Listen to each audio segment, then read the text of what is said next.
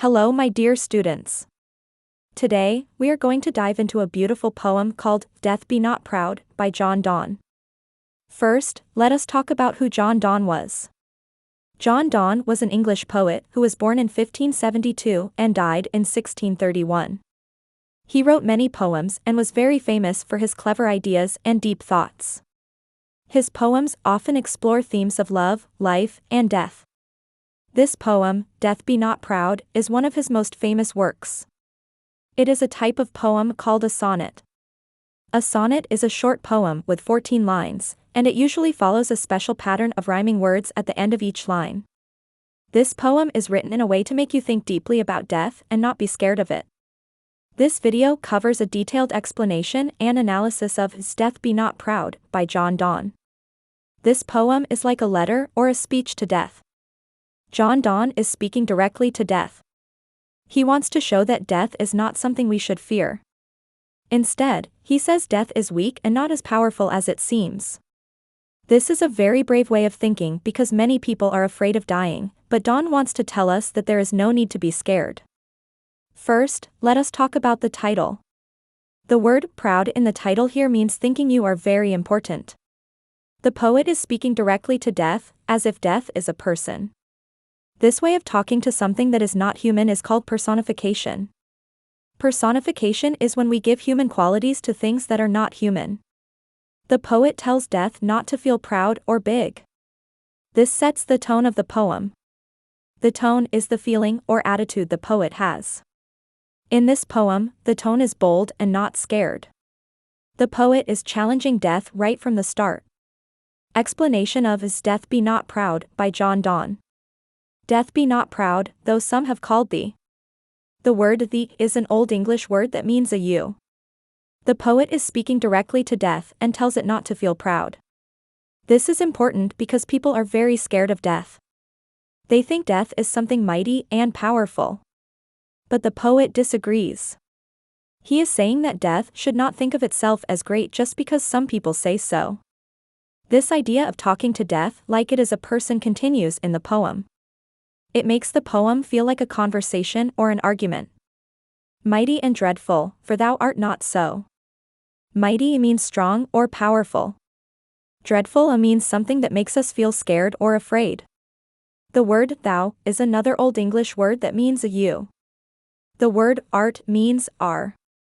The poet is challenging the idea that death is powerful. He is saying that death is not as powerful as people think it is. This is a very bold thing to say because people fear death a lot. The poet is trying to make death seem smaller and less important. For those whom thou thinkst thou dost overthrow. Whom means the people that death takes away. Thinkst is an old word that means think. Dost means do. Overthrow means to defeat or destroy. The poet is talking about the people who die. Death thinks it has won by taking these people away. But the poet does not agree with this idea. He is saying that death is wrong to think it has really defeated anyone. This shows the poet's confidence. He is not scared of death at all. Die not, poor death, nor yet canst thou kill me. The poet is again talking to death. By using poor death, the poet makes death weak. This is a very strong statement. The poet is saying that death does not have real power. He even says that death cannot kill him. This shows that the poet believes in something bigger than death. He believes in life after death and the power of the soul. From rest and sleep, which but thy pictures be. This line introduces a new idea. Thy means your. Pictures here means something like a reflection or an image. The poet is comparing death to rest and sleep. He says that rest and sleep are like smaller versions of death. This comparison is called a metaphor. A metaphor is when you say something is like something else without using like or as. The poet uses this metaphor to make death seem less fearful. If death is like sleep, then it is not so frightening. Much pleasure, then from thee much more must flow. Much pleasure means a lot of happiness or enjoyment. Thee means a you, which refers to death. Must flow means must come. Most people think of death as something sad, but the poet says it brings pleasure. This is a surprising idea. He is saying that if rest and sleep feel good, then death must feel even better because it is also a version of sleep. This shows the poet's positive view of death. He is trying to take away the fear of death by comparing it to comforting things. And soonest our best men with thee do go. Our best men I means good and the best people. With thee do go, I means go with you. The poet means that good people are not afraid of death. They accept it and go with it without fear. This idea connects to the poet's belief in God and heaven. In Christianity, it is believed that good people go to heaven after death. The poet is saying that the best people are not afraid to die because they know something good is waiting for them. Rest of their bones, and soul's delivery. This line continues the idea from the last line. Rest of their bones means their bodies get to rest in the ground after death. Soul's delivery means the soul is freed from the body. This line shows the poet's belief in life after death. He thinks that when people die, their bodies stay on earth, but their souls go somewhere else. In simple words, he talks about heaven. This idea of the soul being freed is very important in the poem. It shows that death is not the end, but a new beginning for the soul. Thou art slave to fate, chance, kings, and desperate men. This line is very strong. Thou art it means you are. Fate it means destiny, chance it means luck, and kings it means rulers. Desperate men it means people who are in great need or danger. The poet is telling death that it does not have real power. Death only happens because of fate, luck, or the actions of people. For example, a king might order someone to be killed, or a desperate person might do something dangerous. Death does not decide on its own, it just follows these things. This makes death weak, not strong. And dost with poison, war, and sickness dwell. Dost means do. Dwell means to live with. The poet is pointing out that death is always connected to poison, war, and illness. These are the ways death comes to people. By saying this, the poet makes death seem even less powerful. Death does not come on its own, it needs these ugly things to happen. And poppy or charms can make us sleep as well. This line introduces a new idea. Poppy refers to a flower that can be used to make medicine. The medicine of a poppy makes people sleep. Charms means magic spells that can make people feel calm and sleepy. The poet is comparing death to these things. He says that if poppy and charms can make us sleep, then death should not be proud. This is another way the poet makes death seem less important. And better than thy stroke, why swell'st thou then? Better than thy stroke means better than your hit or attack. Thy means your. Stroke here means the act of killing. Swellst it means to become proud. Thou means you. The poet is asking death why it feels so big when other things can do its job even better. This question shows the poet's confidence. He is challenging death again and saying it has no reason to feel proud. One short sleep past, we wake eternally. This line is very hopeful. One short sleep means death.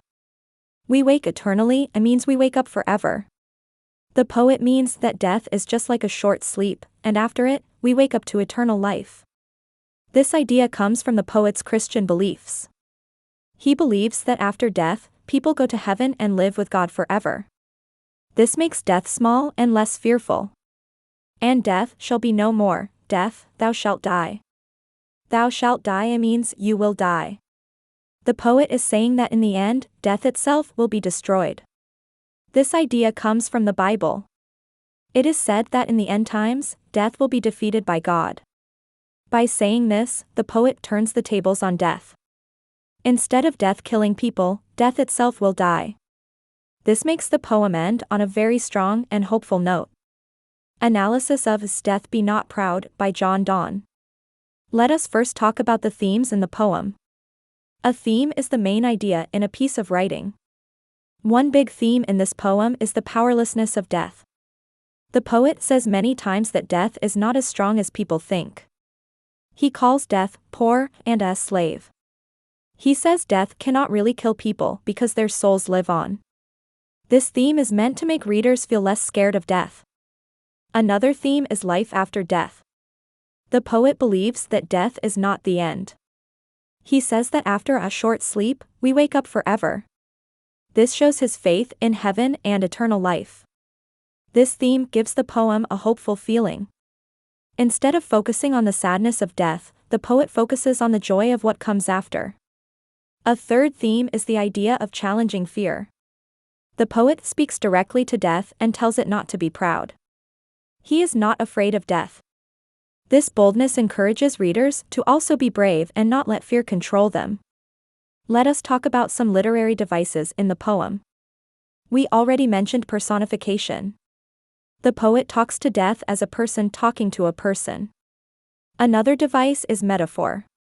The poet compares death to sleep and rest.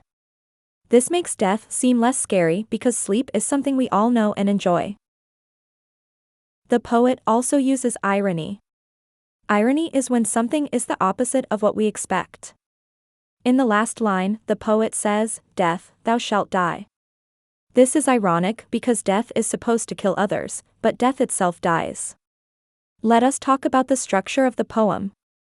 It is a sonnet, which means it has 14 lines.